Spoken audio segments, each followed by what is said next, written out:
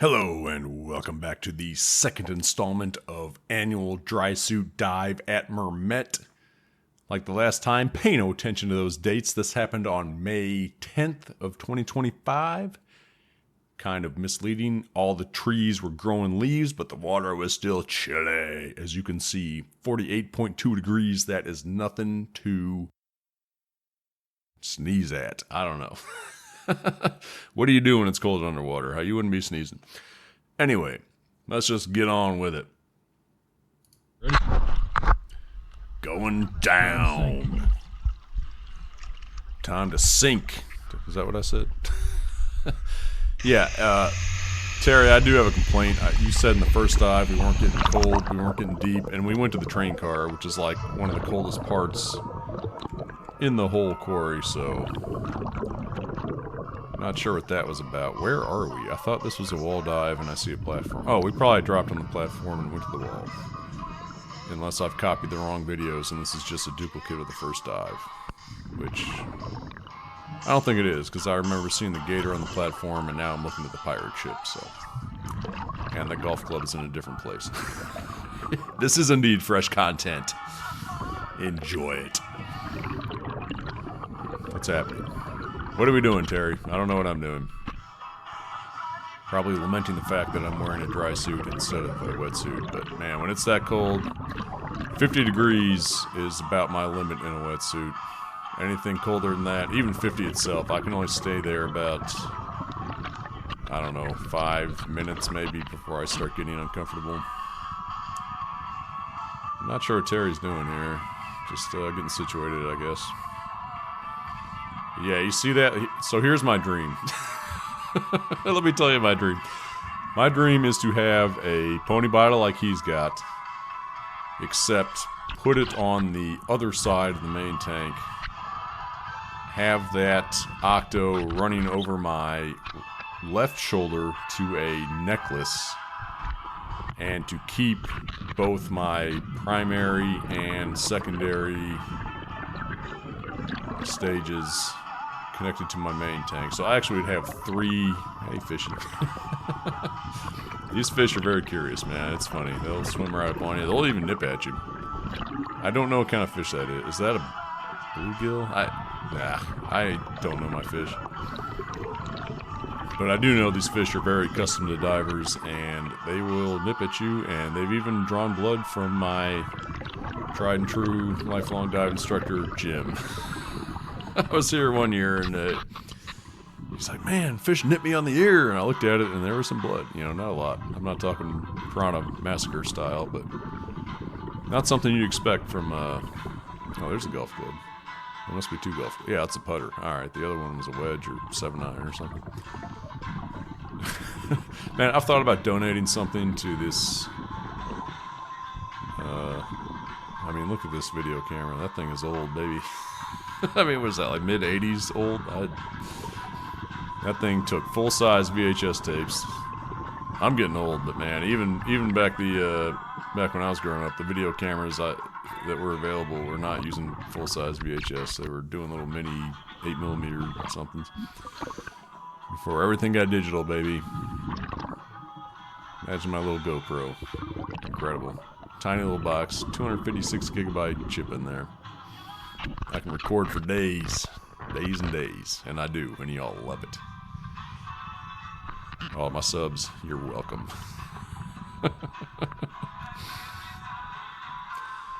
Alright, what was... Oh, I was telling you about my dream. Here's my dream. Yeah, I want to put the... I love looking at air trapped under... It wasn't there. Alright, looking at trapped air is not my dream. My dream is to get a pony bottle, put it on the left side of my main tank. Oh, I already said my dream. Maybe even turn it upside down. I was Googling this. I read about somebody who turned the pony bottle upside down so they could have access to the valve. I'm like, man, I don't know. So when I was taking the class, and I probably said this, hey, fishies, boy, there's a lot of them. Mermet has its advantages when you go and it's not busy, man. I feel like the fish are like, whoa, divers are back. Yes.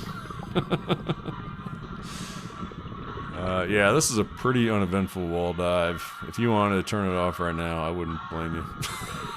I don't remember seeing any spoonbills. And yeah, that's all you're gonna see. This part of the lake. The fish, like whatever those fish were, they like sticking to the main things, I'll say. The platforms. I really think they do kind of like the divers. Maybe they think they're going to get food. I don't know. Maybe they do get food sometimes. I've never fed them. But they don't come out to these parts. And we're about 30 feet deep. They stay in the warm water too. They're a bunch of sissy fish.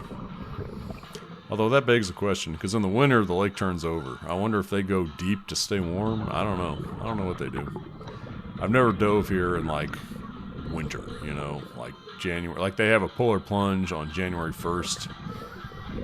I mean, forget that. I'm way too hungover to do any diving on January 1st. And yeah, February, like, forget it. If my hands are going to be numb before I even get in the water, not interested. That's kind of my rule, I guess. Wisdom to live by. Yeah, I learned that getting drysuit certified.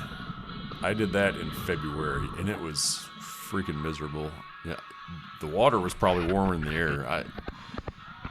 You're assembling your dive gear. There's some Yana sauce, and he's coming at you. I mean, you're assembling your dive gear, and your hands are already numb by the time you're done because it's so stupid cold outside, and you're like, I'm already freezing, and I'm about to get in this water. Why would I do that? And it's like, when you do the dry suit certification, I'm trying to remember, I think it was basically open water, all the skills, all the drills you did, 38 feet, 50 degrees. That's chilly. 2,200 pounds left. 2,259. 40 feet. We got a little deeper than we were supposed to here, I think. I thought the plan was like 30 feet. Although when Terry and I do a wall dive, we usually, we do like 40 out, 30 back, I guess. We usually get a little shallower on the way back. Yeah, I've already gone off on so many tangents, I don't even remember what I was talking about. So I'll reset back to my dream. Oh, that's what I was talking about. Yeah, so I've already said my dream is to have the pony bottle on the left side. And there's a guy online who said he flips it upside down. Because in the class, when we were doing the pony bottle, you don't have it turned on. So you I don't even think we charged the line. I know what this means now. Thank you, Cousin Tim. Charged means it's pressurized in the regulator, but the tank is off. So it's like you turn the tank on to let the air into the regulator, then you turn the valve off. So you can still take like at least one breath off of that. I think I've tried that. I think I get like 1.5 breaths. That scares the hell out of me, honestly. I want that tank on. I don't know why. In the class, we had them turned off. We might have had the line charged, but they were more or less off. Now we're 43 feet deep, and it's 48 degrees. Now, the dry suit kept me warm for all my buoyancy problems. Dry suit really does keep you warm. I mean, my hands are wet, my head is wet. I don't have dry gloves. I got these new gloves. My other ones fell apart. These are pretty good. They're, again, a pain in the ass to take on and off, but they seal up pretty darn good. But yeah, I'm thinking... Oh, there's a spoonbill. We did see a spoonbill. Yes! Alright, there you go. Made it worth your while. Thanks for sticking around and watching. I don't remember the spoonbill. Like I said, I like watching these in real time with y'all, just so I can get that natural surprise, you know. You might think I'm acting. I'm not. This is all real me.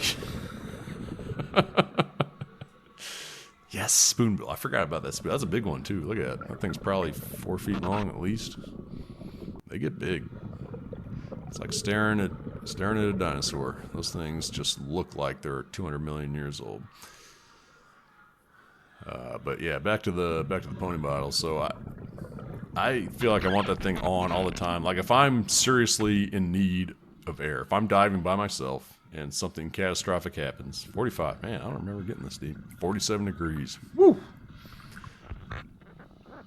But if I'm diving by myself and I have a serious problem with my primary setup, I don't think I want to be messing around with, oh, I gotta turn the valve on, you know. I think I want that sucker on and ready to go. All I gotta do is rip that mouthpiece out and stuff it into my mouth, and that way I don't drown. And I presented this idea to Cousin Tim, and he was like, nah, it's a bad idea, because on the way down, he was like, you're gonna be bumping the regulator and leaking air. And I'm like, man, I don't know. I'm gonna need to experiment. We'll see about that. The downside to keeping it on all the time is every time you come back to the surface, you know you're gonna turn it off, purge the air. So if you don't use it, and if everything goes well, you should never use it. You're going to leak air over time. You're going to leak air out of that tank. But you know what's an air fill? $10. I think I'd pay $10 to avoid, you know, dying. If the options were die, drown, or pay $10, I'd be like, yeah, take $10. What the hell, you know? So my plan, until I get proven otherwise that this is an absolutely terrible idea, is to keep that sucker on all the time. And that way, all I gotta do is take that regulator and stuff it into my mouth. I don't gotta be twisting knobs or finding them. But yeah, back to the whole point to tie this up. The guy was like, I turn it on my back upside down because it's on his back, it's out of his way, but he can still reach the valve to turn it on if he has to. Because, you know, the regular tanks, the valves are up top. It's kind of hard, if not impossible, to reach back and turn it on, turn it off, whatever. If it's upside down, you could probably reach it better. So, and on that thought, I'm sure I've mused about this before. I don't really understand it. So firefighters, they have their tanks upside down, and I think it's so they can reach the valves. And I don't know why that practice was not picked up in the scuba diving industry. Maybe for ease of equipment assembly, because, yeah, come to think about it, if I wanted to assemble my equipment with the tank upside down, that would be a real pain in the ass. How do the firefighters do it? I don't know, because, like, you know, you sit your tank on the table or whatever, and you put your BCD over the top of it. I mean, think about that. If it was turned upside down, you'd have to balance it somehow, and then put your BCD over it. It'd be a total pain. So, alright. I think I answered my own question just by thinking out loud. But in terms of the pony bottle, I think upside down is probably the way to go. I don't know. I need to experiment. First order of business is to actually procure a pony bottle. Does anybody have one? Anybody? As long as it's like, you know, not a condemned tank, I think I'd be on board with it. Tanks are expensive. Yeah, I call them tanks. I don't know. I guess the proper term is cylinder, but that's like 3 syllables, and tank conveys the... Look at Terry and his perfect buoyancy. Come on, Terry. You're making me look bad, man. Yeah, this was the end of this dive was a disaster for me. We were like 30 feet or whatever. I mean, I guess we were 45 feet deep. And that was fine, but once we started coming up to the surface, you know, I had my freaking... oh, yeah, we're getting pretty shallow now. We are 30 feet deep, 28.